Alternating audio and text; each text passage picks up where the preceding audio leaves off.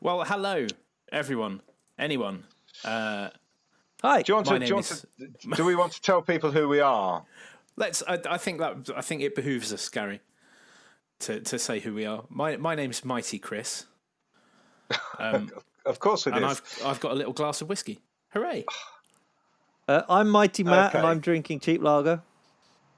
And I'm Mighty Gary, and I'm on the quality beer this evening. Quality beer. Perfect. Proper job. And why are we here, guys? Oh, that's a very good question, Matt. And I was just about to ask the same question. We're here because, Chris, you said it beautifully just a few moments ago. Did I? Oh, yes. Should have been recording then, shouldn't we? We have finished an album. We've made an album. We made a thing. And we can't gig it or have a listening party or do any of that stuff because I don't know if you've heard. There's a thing going on out there. It's not very nice. There's a global pandemic going on, and we can't do any gigs or anything. So we thought, let's get together on a Sunday night, have a few drinks, and talk all over our album for your delectation. We don't want to listen to it anymore.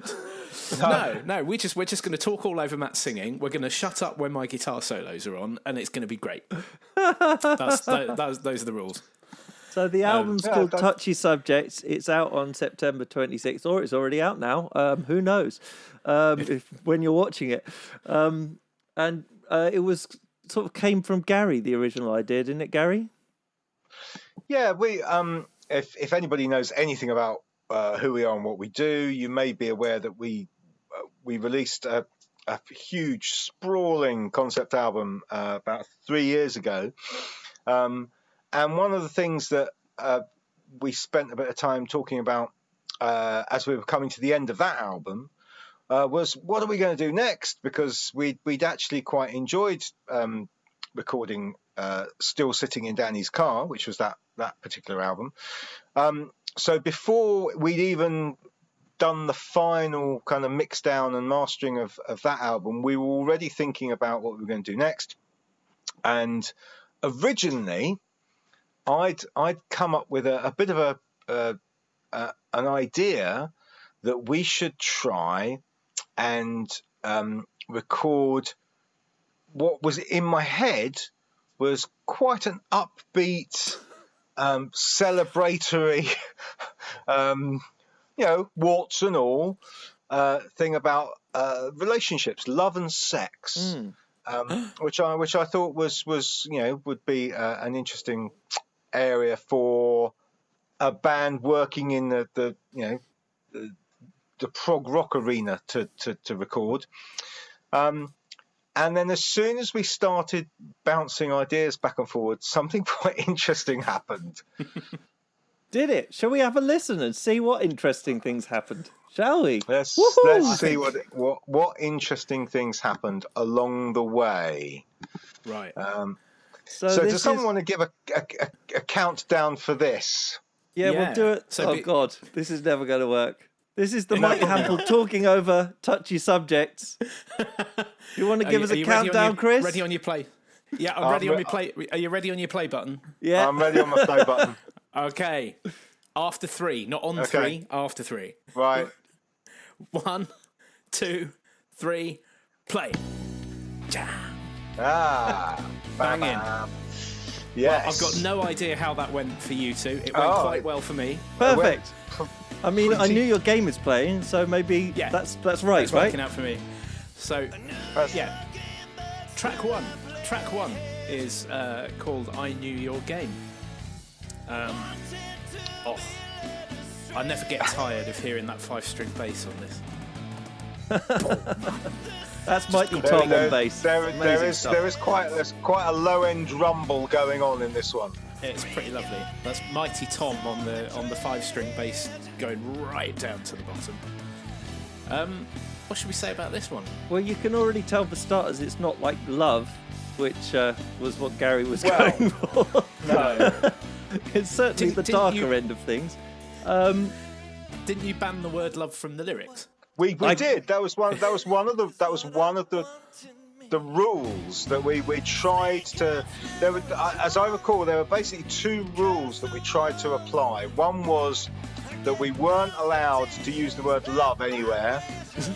I think we've used it once somewhere in one of the lyrics, maybe. Did we? The second rule was that every single track should be something that we, as a 5-piece band, could play in one room at the same time. So, I should say at this point, you guys are going to have much more to say about this because, as you know, my memory is terrible. However, I have more notebooks than anybody else. So That is true. Yes, you do. So I should be okay, and you can tell from that 4 notebooks. We obviously started this quite a long time ago. It was 3 years ago now that we actually first sent around a bunch of different ideas to each of us. So do you want to talk a little bit about that, Gary, and the ideas that you sent forwards? Yeah. Oi. We were going to call the album "Still Waiting for Gary's Riffs," weren't we? Yeah, we will. No, there is a running joke. I mean, I use the word joke because obviously over time it becomes less funny. Or about the demo ideas that I'm going to throw into the mix. But actually, it was a very smart ploy on my part. Because what I really wanted to do, I wanted to encourage the rest of the band to, think creatively for a change. Beautiful. I thought I didn't want to crowd them out. I didn't want them to feel under, I didn't want them to relax too much. And what happened was that we got a lot of ideas from everybody apart from me, which is marvelous. So. I remember working on this because for the casual listener, we have oh crikey! They're the ideas. There was loads of them. Wow! And my notes on them.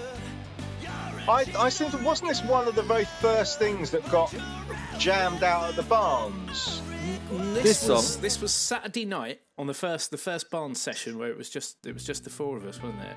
Because poor Tom had to attend to something else, and we had a lot of pizza.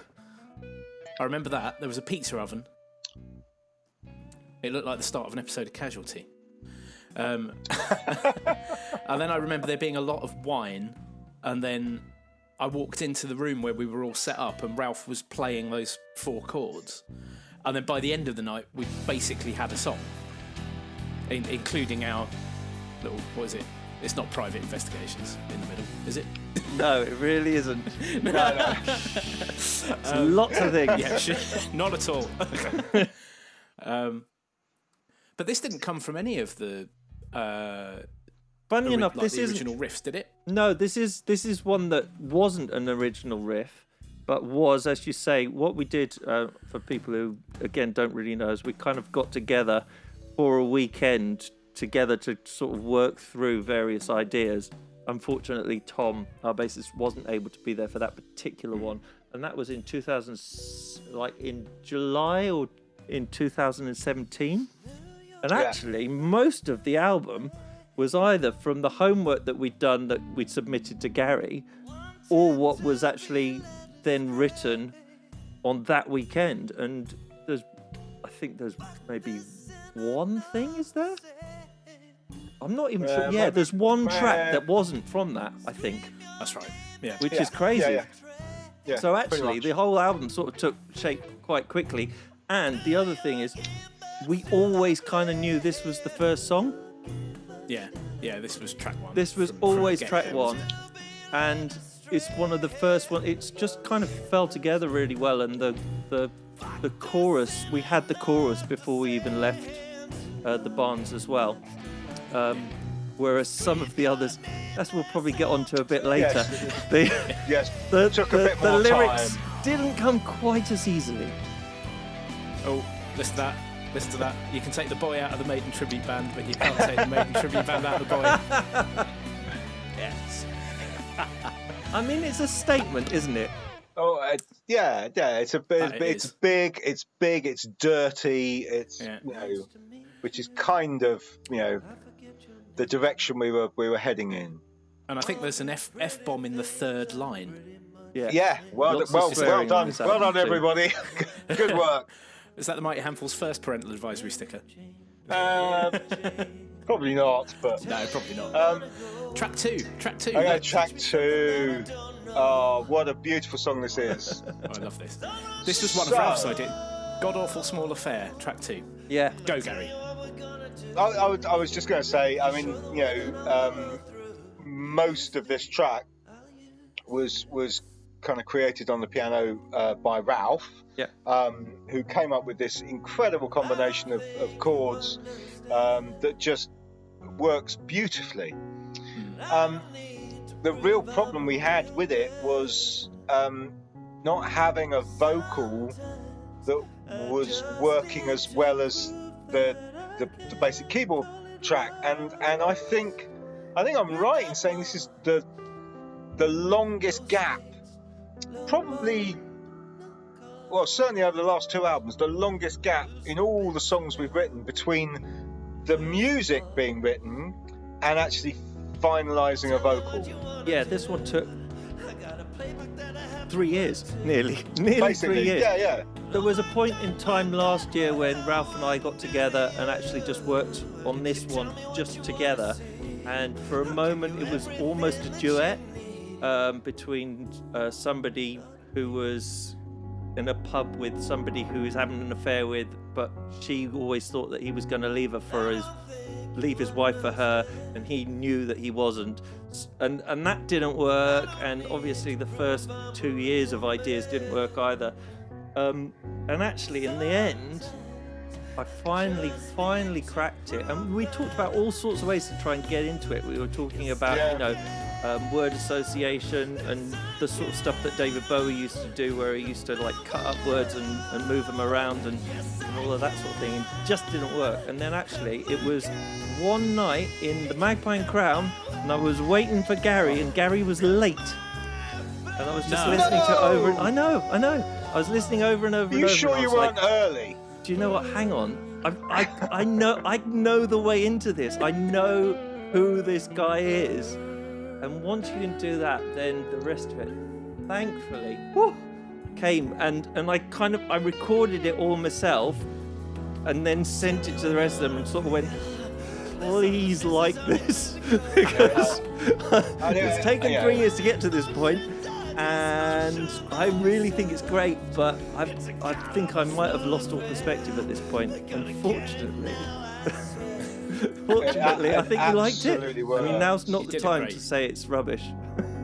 No. I mean, I wasn't going to say anything, but now you bring it up. No, one of the other problems that whole thing brought up, not having a finished vocal, was because actually quite a lot of the other instrumentation relied on knowing what the vocal was going to be doing. Yeah. So, in fact, it was one of the very last things we finished musically as well. Yeah. Because I didn't record the drum part and Tom didn't record the bass until very, very late in the day. We talk quite a lot, don't we? Yeah. Yeah. We haven't listened to the first 2 tracks at all, and we're already on to the third one. We'll have to do it again and talk about all the other things. This is the one you were talking about this one earlier on. Yes, I was. This is Distant as the Stars, track 3, and this wasn't written at the Barnes or it started at the second. We did a second session, didn't we, with all 5 of us, and there's some stuff that was recorded there that's made it to the album as well. Yes, there is. We'll come on to that a bit later. But this was Gary decided we needed another song after one of the sessions, didn't you, Gary? You said there's something else to say. I mean, if it was up to me, Chris, I would have been, we would have been 2 or 3 more songs past this one. But apparently we have to know where to stop. Who knew? Well, we didn't the last Who album, knew? did we? No. Anyway. So yeah, this one. So this one. So although it's true that there may have been a slight lack of musical or rhythmic ideas from me to start off the songs,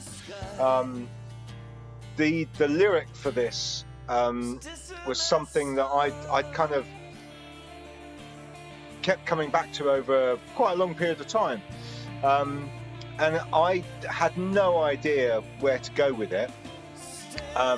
So I did the obvious thing, which is I gave it to Chris and made it his problem.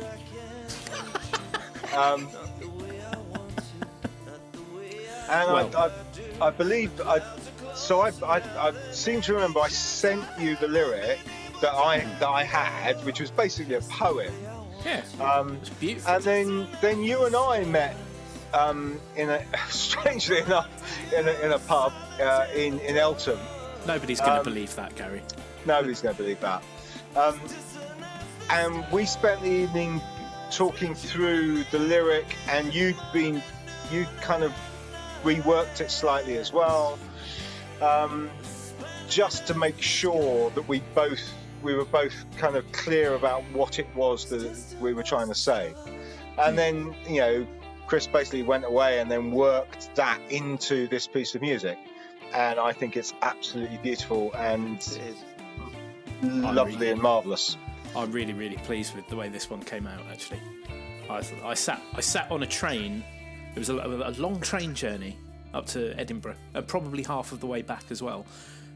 Like with your poem in front of me and a bunch of like word association things that I'd written out in a similar vein that we were talking about earlier on, and came back with a lyric, and then wrote, I put the music was sort of a combination of two voice memos that were recorded at different ends of the room at basically the same time at the bars. The second track, I think I had the chorus, and Matt was doing something at the other end that he'd recorded on his phone that I found listening. So it was. I really enjoyed writing this one. There was a really nice back and forth with everybody, and Tom and Ralph knocked it out of the field. I mean, as well. if people, I mean, one of the things I really, really hope people do on this album is not listen to all the stuff that's in your face, because there's stuff that there's stuff that Tom is doing which is just astounding on this album. This thing he does at the end, I think I put it on the Instagram, but he does a thing on the fret list where he goes, oh yeah, it's about now.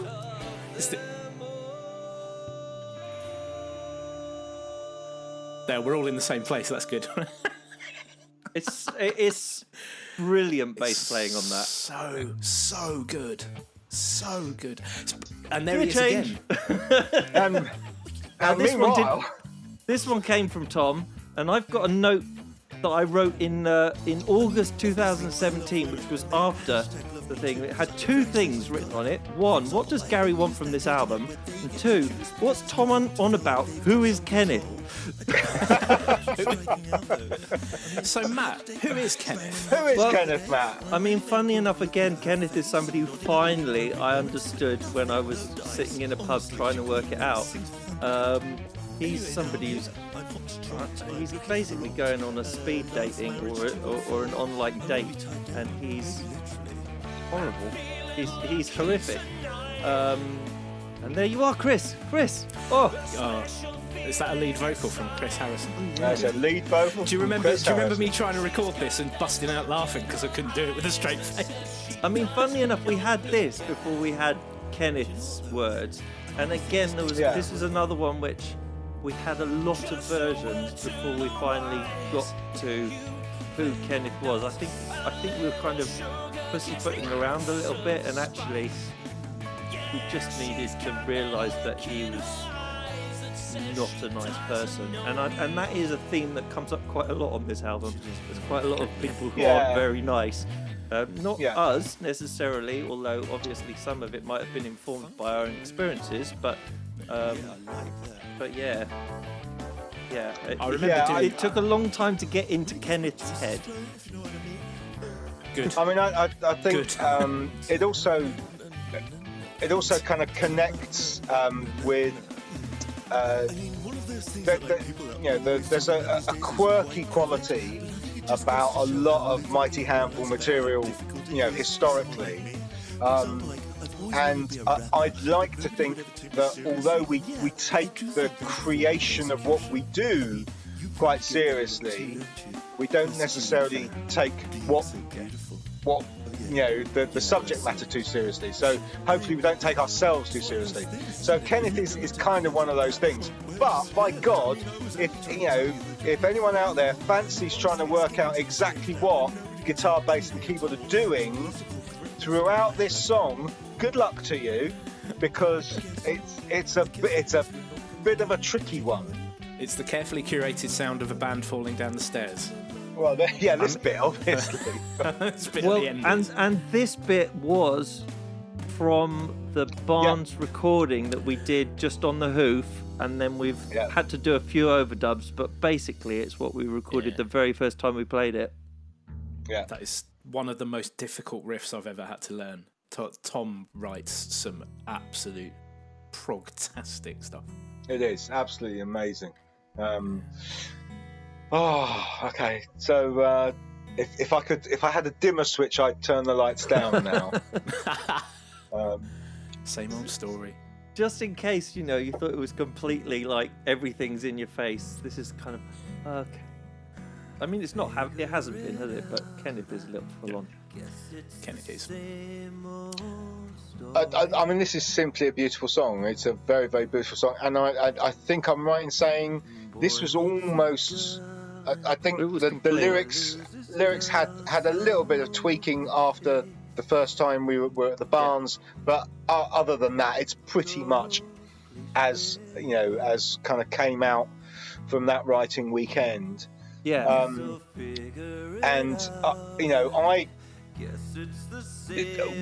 of the issues I have always as being primarily solely a drum kit player is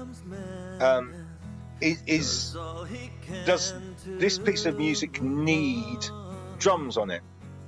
And it was a fairly easy question to answer in this particular instance, because it just doesn't. Because it is there's so much going on kind of melodically and kind of texturally within this without anything else. Anything else would spoil it, frankly. Yeah, I'm pretty happy with this.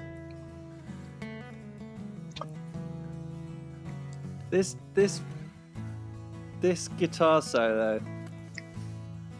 Come on, Chris. Now, the guitar solo. The guitar solo, Chris. Where did the guitar solo come from exactly? Guitar solo might have come from my very first set of riffs and demos. I think what I sent was just that picked guitar figure repeated a few times with that guitar solo over it. I think I may have asked Matt to change a note. Don't tell anyone. We can't do that sort of thing. Nobody ever does that sort of thing. But it was everybody sounds brilliant first time. No, I was. I'm so happy with the way this band. All those guitars survived from my original demo. I think I took it. Matt and I wrote the song round the table at the Barnes, basically, didn't we? From that original idea, I went and recorded a demo, and all my guitar, like you put 12 string on this, didn't you? I did. I added 12 string on it. Yeah. The other guitars are my demo guitars. They sounded pretty good. I thought we'd have to redo them all. Honestly, this one in terms of this was finished maybe 4 months before anything else, because it was just that's how it works. You don't need to do anything else. Leave it. And the rest of them were all a little. There were always going to be some little moments in it, but this one, it just four worked. chords and the truth. Yeah, Did you even try any piano over it? I don't recall. No. And it absolutely doesn't. So that was a bit of a we can all relax now. We'll relax. Oh, wait a minute. There's the guitarist again. I know. Track 6. Locrian. Or side 2, track 1, if you prefer. Yes, if you yeah, like. it was called Locrian for ages. Why was it called Locrian, Chris? Because somebody at that first Barnes session suggested doing something modal. What does that mean, Chris? I don't ask. Where's Ralph? Ralph? Help. Yeah. I'm not gonna explain what modes are. I can't remember myself. But we picked a mode. I think I might have come up with that ridiculously simple riff at the start, and then Matt and Ralph went off into Matt and Ralph world, which they do every now and then, and came out with this gorgeous chord sequence. The verses in this are just awesome, and listen to that electric piano. electric I mean, piano. that's Yeah, I mean, just tremendous. And then I'm singing horrible things over the top of it. So now we know how Johnny Marr felt. yes. Oh, oh. Careful now. Don't bring up don't say the M word. Gary will No. get upset. Wouldn't dream of it. No. I mean, one thing I would say from this one did change quite a bit from the original way we played it in the very first sort of sessions, because I think I asked you guys to change the key massively. Yeah, Yeah, I dropped it yeah. 2 tones. It was in D originally, I think. Yeah. And we stuck it in so that B I could, flat. Yeah, so I could sing something over the top of it that I thought made some sense. But yeah, I'm really pleased with how this one came out as well. This is where I wanted a gospel choir, and I nearly got one. You Yeah, basically almost. gave me a gospel choir. It's like those things. If we hadn't been in lockdown, you'd have had one. Turns out they're prohibitively expensive. You tease.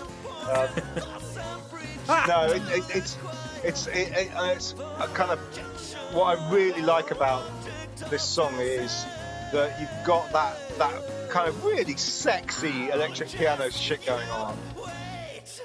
You've also got Matt basically referencing kind of Motown backing vocals and kind of gospel, and at the same time the entire lyric is about someone with actually some very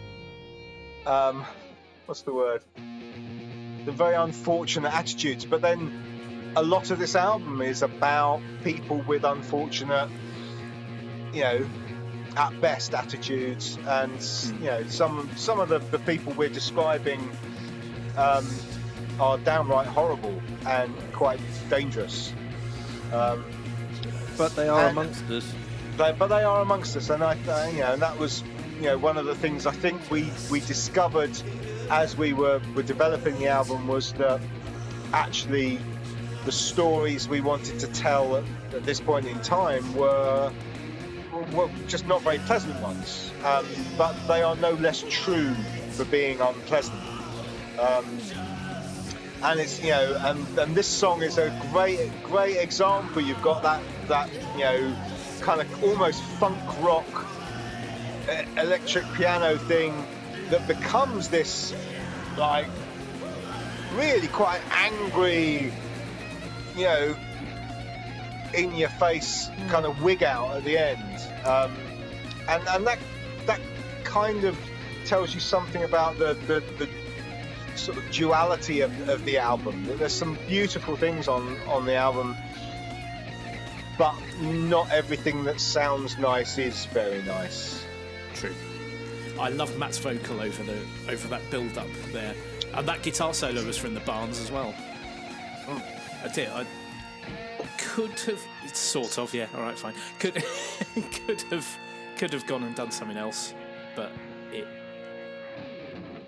given the original intention was for it to be band in room playing, I wanted to keep that.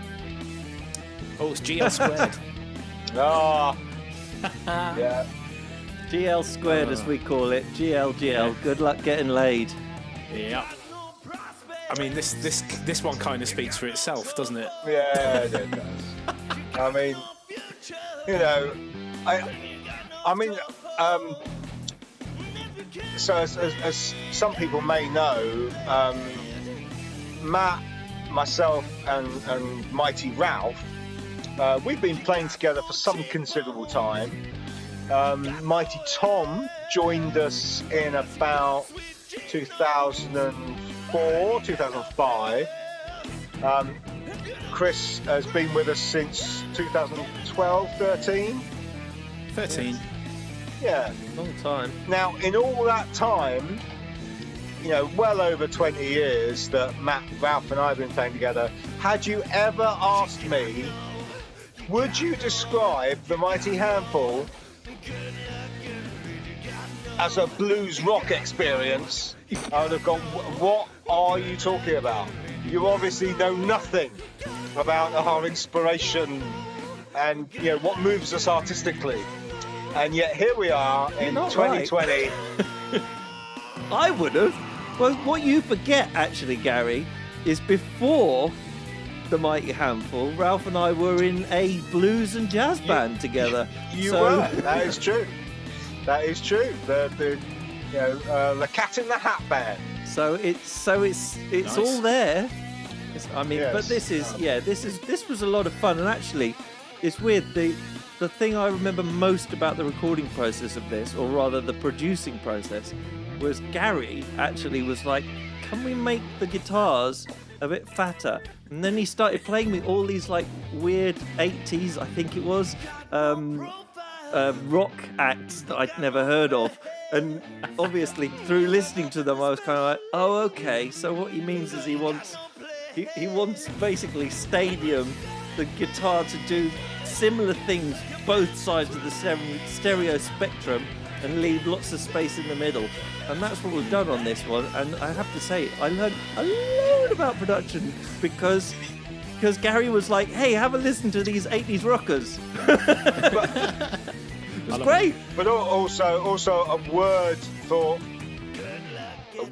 Ralph there, because that organ playing in that song is just awesome. A bit where he abandons the riff and does something after the guitar solo I love. And your drum fill coming out of the last verse. I love it. I love it.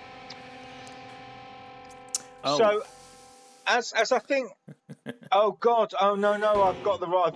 Sorry, I've got a different version. Oh dear. Sorry. Typical. So Gary's listening to the wrong version. Just of keep Relentless. talking, Gary, and then we'll try and seek you in for the next song. Gary's listening to an older version of the song, which has an intro that references a famous old soul number that we basically chopped a minute out of this song, because actually this is a song that is one note, one chord the entire way through, and it's about if you can't work out what it's about from the lyrics, then good. You're more. You're probably too innocent for this album. This is the song that famously made people leave the room. So earlier on, I was saying about the fact that there's a lot of very lovely, beautiful music on this album, but there might with lyrics that suggest something darker. This track is just not a very nice track from beginning to end. There is nothing about this track you could describe as nice. No. It's very uncomfortable. It's quite grating. And if you listen to it and you think, that really makes me want to turn it off, that's exactly why we wrote it. Why it's on the album, because it's relentless. What can I tell you? I mean, it is what it says on the tin. It just won't stop. They just don't stop. And it was a chord. Was it your chord or was it Ralph's chord, Chris? It was my chord. This I figured out what it is. It's a C sharp 7 add 7 add 12. A according to it's the horrific. internet. It's horrible. So, Gary, we're nearly at the end of the song because it's short. So I'm going to try and give you like a... So, now. Yeah, got it. And we're back in. And we're back in. He's back in sync. He's on the next track, hopefully. Good. Well, gosh, we can have a bit of a breather. Oh, wait a minute. Who's that singing? That doesn't sound like that. Doesn't sound like Matthew Howes, does it? So we're 9 songs in. I kind of really like, actually, the fact that Chris, obviously, is taking lead vocals on this. We have heard him a little bit in a few of the other songs and some of the backing vocals and a little bit of main vocal on Kenneth. But up until this point, he's been hiding his light under a bushel. And and actually, I think it's wonderful because, strictly speaking, yours is the final voice that we hear on the album, which That's true. which I really love because this song is a redemptive song, I think, even though again it's a little bit there's a lot going on lyrically and what's being talked about again, but yeah, I quite like the fact that there is a different voice after such relentless other stuff. So yeah. Oh, that's good. I never thought about it that way, but I can see that. Well, it wasn't originally designed to be in the second half. In fact, the very first sort of track listings that we had put in place, even after the very first weekend, this was in the first half of the album. There was one track called Leeches that didn't make the cut in the end, but everything else was the same. And then actually this one has moved its way towards the end, and I think that's part of the reason is because it's more expansive and it does make you just go, okay, there's more out there than that which we've just experienced from rock, blues, really, really narrow, and then we're opening up again now. I think that's how it always felt to me anyway. Yeah. Do you want to talk about the drum part here, Gary? Do you? So for kind of people of the musical bent, much of the first 3 minutes or so of this song is in 5/4, which is quite a strange time signature for most of us. So this is another terrific guitar solo here, just beautiful. And I thought I'd be really clever and write quite an odd drum part to fit the odd time signature. And I spent a couple of days recording on Matthew's boat in his studio.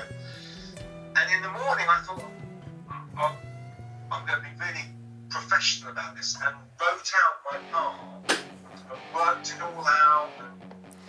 And it was only once I wrote it down, I thought, this will be great. And then I got back into the studio and tried to record it and discovered I couldn't actually play what I'd written. I remember getting a slightly panicked email from that saying, before we spend too much time going down this road, Chris, does this sound alright? Yes, it was a little bit embarrassing, I'm not going to lie. It was great. great. And then spent inordinate amounts of time actually working out how to play it. And I kind of got it in the end. You nailed it. You nailed it. No, you nailed it. You nailed it. Of course I did, yes. And then, of course, this part of the song. I mean, it's it's a little bit straighter. Oh, there's this cool sort of. If you're not listening to the guitar and keyboard interplay. Yeah. Yeah, I like the organ, the cross phrasing thing. Yeah. There you go. But I mean, once again, Mighty Mouth. Hold on. We're about to hear the one bit that was recorded actually in the original session, and we just kept it. Yeah. That's it, isn't it? That bit there. That's absolutely right. Yeah, the bit of piano and your laugh is there as well. So that bit, that was we a voice memo. We were just jamming on either the Friday or Saturday night in the bar, literally just kind of running through the song. But we didn't even know exactly what the arrangement would be, and that part was played, and it just seemed to work. Kept it. Beautiful piano and bass interplay coming up as well. But I mean, the great thing about this, I mean, I know you said earlier on that there's a whole load of things that people should listen out for, like the bass when it's not necessarily the main instrument. But we genuinely could, like, if we're ever allowed to play a gig again, we genuinely could actually play this, because with the exception of like a couple of overdubs on backing vocals, which we've done, basically everything is 5 people. The entire album, which I'm really chuffed with it as well. And hang on, doing it again.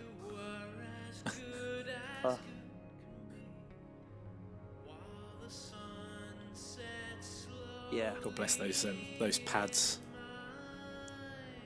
Bit of subtle rain and thunder and things in the background and stuff like that. I love. Yeah. I love sounds like that. I'm a big fan of doing sound effects and things like that for people to properly have a listen to and have them in there. Yeah, check that out in your headphones. That song's called "For the World Is Hollow and I Have Touched the Stars." If anybody's interested, and it completely changed the back cover of the CD. I did. I wrote down here, song title designed to annoy whoever ends up doing the final layout for the back cover. For the World Is Hollow and what? So can you tell me exactly when the Sculptress starts? Yeah. Source. Now. Yep. Oh. Yeah, you said "oh" at the right moment, so it's obviously it's there. So this is the breath of air at the end, right? This is. I think. Let my cat out. Yes, you do. That's Real not a life euphemism, intrudes. everybody who's listening. No, I think so. I think the end of "For the World Is Hollow and I've Touched the Stars" is probably the inhalation. This is the exhalation of everything that we've listened to until this point. There's a kind of, I hope redemptive, but leave that to the listener, really. Yeah, I think so. But again, it's a very prog. Again, we're in 5, aren't we? For that, this one was Tom initially. Yeah, but one of Tom's riffs, the bass harmonics and stuff is so cool. Yeah, it was beautiful. And actually, this was the last thing I recorded for the album. Ralph and I recorded our parts for this in March this year, March or early April this year, as lockdown was in full effect. Well, actually, this one is probably going to inform, in a sense, the way that we record things going forward for the immediate future, anyway. Because, as you say, Chris, this one had bits that you recorded in your home studio, and Ralph recorded some in his home studio. We already had all of Gary's stuff, but obviously since then, Gary's been trying to work out, and has successfully managed to work out how to record stuff in his studio. So all the stuff that we're doing for the next album, whatever that may be, will be probably recorded in this fashion as opposed to the usual Mighty way, which would be to all meet up and drink and chat and then go and make music together, which I miss a lot. Yeah, I miss it terribly. Sure, we'll get back to it at some point. Tom's stuff is from the Barnes, though, right? This? Do you know what? Actually, you're exactly right. This is weirdly this song completely bookends the process because actually Tom's bass line is the bass line that he recorded for our demo. Yeah, and he was the first one to send ideas, if I recall correctly. Yeah. So we didn't do it. You know, he hasn't done anything else on the track apart from writing the majority of it, and obviously talking to us throughout the process of people adding stuff to his original vision. But his original vision is genuinely the vision that he came to in 2017. Yeah, actually, it really does. It's the start and the end of the process all in one place. That's really cool. This whole section here was quite fun because Tom did record a guitar part for this, and then the two of you on the sofa, you can't see it, but there's a sofa behind me. And the two of you, there was one lovely day where the two of you were just basically working out how you could do what he was trying to achieve, but maybe put your own spin on it as well, which was kind of cool. A lot of fun. Yeah, those are the best moments. Actually, they are the little moments where you're really working with someone. We didn't talk about it, but back in I Knew Your Game, there was a day when it was just us on a Wednesday on prog night, and we brought some wine back to the boat and arranged the song. Yeah, I don't know if you remember that, but there's little memories like that tied to every song on this album for me. There's something in there that reminds me of a good night, a good collaboration, a good and moment. All the best ones. And I think the reason that this album kind of works so well, listening back to me, all the best ones are the ones where one of us has had an idea, and as basically everybody else then tries to one-up them, but in the nicest possible way. So I'll come up with, I might have a lyric line and I'll say, okay, can you go away and write something as a counterpoint, and then you'll write something that's far better than anything that I could have possibly considered. And that has happened so many times on this album. It is ridiculous. Yeah, it's about, I don't think it's about, it's not about one-upping, is it? But it's about, I've got to do this justice now. I've made it I've turned collaboration into competition there, and that's absolutely not what it is. No. It says more about me than it does about you guys. Honestly, please believe me.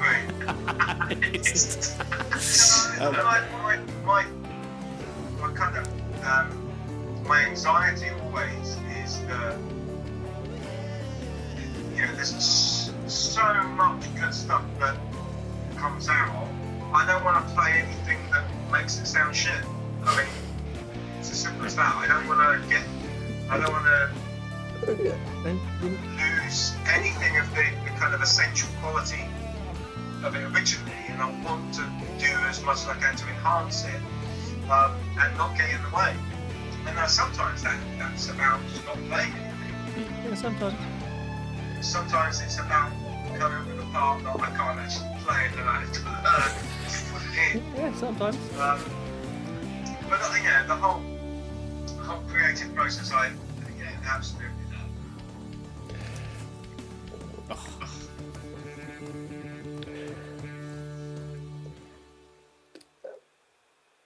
love. And again, I don't know how loud you guys were listening to that, but the fact that you can hear that there's a buzz on the bass right at the end there, it's like, yeah, it's a real instrument, guys. Yeah, I think that's really important as well.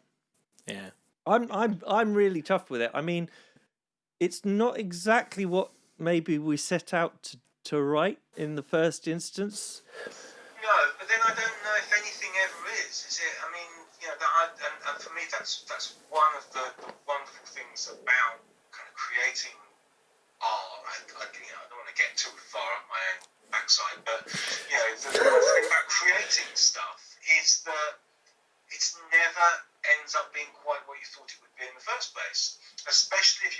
other people, because other people will always bring something else to it. It's a different collection of skills, or a different different influences, or a different perspective, and invariably that makes things better. And I just love the whole kind of process. So no, it's quite in many ways it's quite a long way from what I had in my head when I first suggested the idea, but in another, it's absolutely right. It kind of artistically, it kind of makes sense. It's like, that's what it should have been. That's what it should have ended up as. So I'm very happy with it. It's, and we get to kind of rock out a bit, and we get a bit funky in places, and it's all good. I'm really pleased with it as well. It's quite varied. We had a lot of fun making it. We had a lot of back and forth. Some of it was difficult, but some of it was difficult. Some of it was difficult. But some of it, if it was easy, everyone would do it, right? Well, exactly. Exactly. I think it's worth it. Before we kind of get to the wrapping up stage, it's also worth saying that we haven't said before is that apart from a couple of kind of small bits of tracks on the last album, this is the first album that Chris has been essentially involved in the writing of from the beginning. Yeah. And that I think that's kind of changed quite a lot about how the rest of us have worked on it, and I think for the better. Yep. And it's been a real it's been a really terrific experience working with you as a songwriter and composer from the outset, as opposed to just someone who comes in and does guitar, which also you were awesome at. Yeah. Yes, I love that too, but I'm also a little bit narked that you're such a great singer. Oi, stop it. If I'm honest. Thank you both. Well, I couldn't ask for a better drummer or a better band leader, singer, engineer, producer. You really could, but you just couldn't afford it, that's all. Yeah. You could ask, but you're not going to get them. So not going to get it. It was an absolute pleasure working with all of you. I loved it. Let's do another one. Because that one, I haven't listened to it for a few weeks. That one sounds quite good to me. So let's do it again. We can only get better, right? Yeah. So we probably ought to wrap up, because we should. Waste too much of anybody's time. Yeah, I need so to if you have been listening, thank you very much for having listened. Hopefully you can have listened to the whole album without us prattling on over the top of it. Yeah. I'd recommend. Sorry, Gary. Carry on. They've gone. Chris would recommend listening to the album first. and then letting us prattle on. But it's probably a little bit late to say that now. It probably is, really. But I would say, actually, if you are listening to this and you had any questions, you thought, I really wish they'd answered that, then by all means get in touch with us on all the usual channels, and somebody will definitely respond to you. It probably won't be me, because I don't look after all of the stuff that's online, because I'm not very good at it. But Chris and Gary are, and they're probably more knowledgeable than I am on most of this as well. Anyway, so but do get in touch. Obviously, if you hate the album as well, hey, get in touch. Tell us that as well. But be a little bit nice, because we have spent quite a lot of time and effort to bring it into fruition, and hopefully you got something out of it, and something out of listening to us prattling on for an hour or so as well. Perfect. Well said. Yeah. Thank you all very much. Thanks. Thanks, Matt. Thanks, Chris. Thanks, Gary. Thanks, Gary. Matt. Thank you, Chris. Let's say goodbye, everybody. Goodbye. Cheerio.